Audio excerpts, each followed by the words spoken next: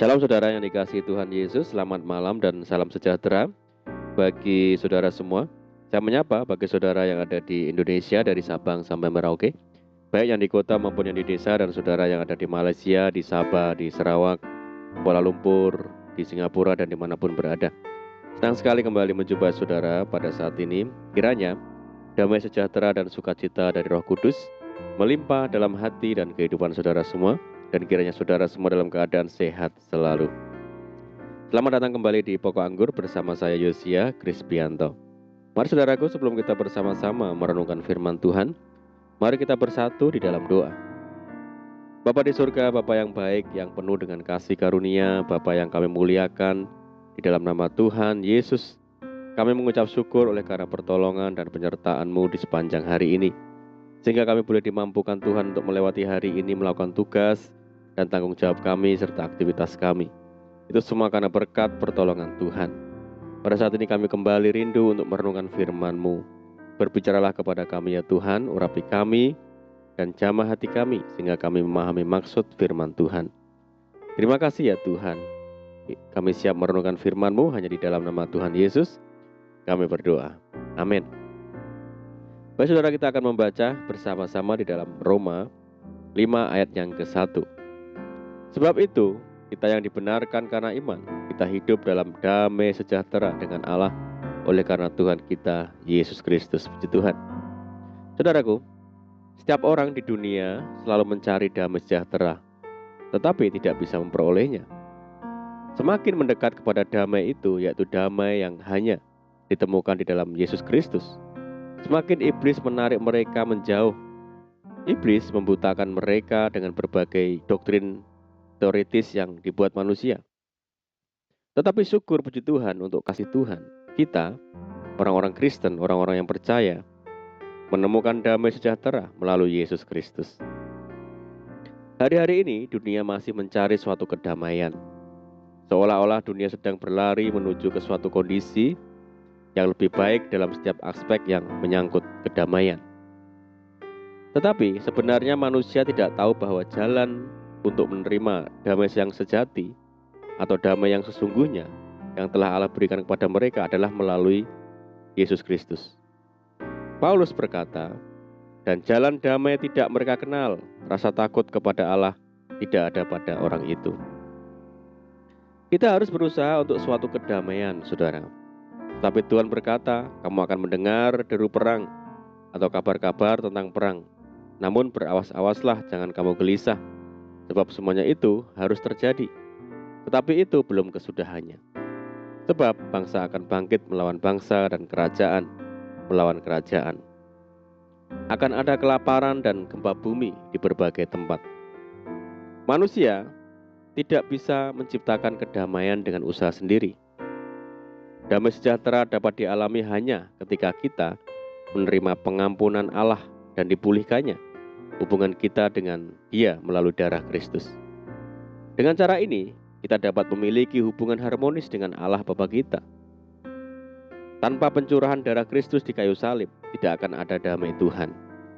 Dan hanya dengan iman, kita menerima Yesus, kita dibenarkan oleh Allah, dan ketika Kristus masuk di dalam hati, kita dimerdekakan dari rasa berdosa yang menghantui kita. Saudara, Alkitab berkata, karena semua orang telah berbuat dosa dan telah kehilangan kemuliaan Allah, dan oleh kasih karunia telah dibenarkan dengan cuma-cuma karena penebusan dalam Kristus Yesus. Alkitab menegaskan bahwa manusia diciptakan menurut rupa dan gambar Tuhan. Artinya, manusia pertama berada dalam kondisi tanpa salah dan dosa, dengan citra diri yang utuh, sempurna, dan mulia. Tetapi, setelah manusia jatuh ke dalam dosa, kemuliaan Tuhan di dalam diri manusia menjadi rusak karena dosa tersebut. Karena itu Bapa pun berinisiatif menyelamatkan manusia melalui putranya yang diutus untuk datang ke dunia. Melalui penebusan Kristus di kayu salib, citra diri manusia dipulihkan karena manusia memperoleh pembenaran. Yang dimaksud pembenaran adalah tindakan Tuhan untuk menyatakan orang benar karena percaya kepada Kristus sebagai Tuhan dan Juru Selamat. Sebab ada tertulis, Dia yang tidak mengenal dosa telah dibuatnya menjadi dosa karena kita, supaya dalam Dia kita dibenarkan. Saudaraku, ada dampak yang luar biasa dari pembenaran ini, yaitu setiap orang percaya memperoleh damai sejahtera. Damai sejahtera ini terjadi karena adanya pemulihan hubungan antara manusia dengan Bapa kita di surga. Karena Dialah damai sejahtera kita yang telah mempersatukan kedua pihak dan yang telah merubuhkan tembok pemisah, yaitu perseteruan.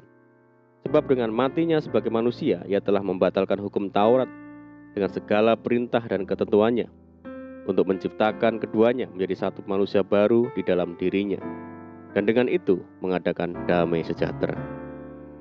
Saudaraku, inilah damai sejahtera sejati yang hanya kita dapatkan di dalam Kristus. Damai sejahtera yang bukan sekedar perasaan nyaman, tenang, atau sukacita, tetapi lebih daripada itu. Damai sejahtera ini bukan disebabkan karena situasi dari luar berpengaruh ke dalam hati seseorang, tetapi damai sejahtera itu berasal dari dalam hati, karena Kristus bertahta, menguasai, dan memimpin hidup kita. Setiap orang yang percaya dan mengimani Kristus sebagai Tuhan dan Juru Selamat pasti memiliki damai sejahtera. Apakah damai sejahtera itu tinggal permanen atau tidak adalah tergantung sejauh mana kita memiliki persekutuan dengan Tuhan. Selama kita mau taat dan tunduk pada pimpinan Roh Kudus, damai sejahteranya akan terus mengalir di dalam hidup kita. Dan kita sekarang memiliki damai sejahtera dalam hati kita, sehingga kita dapat dengan bebas tanpa rasa takut datang kepada Bapa.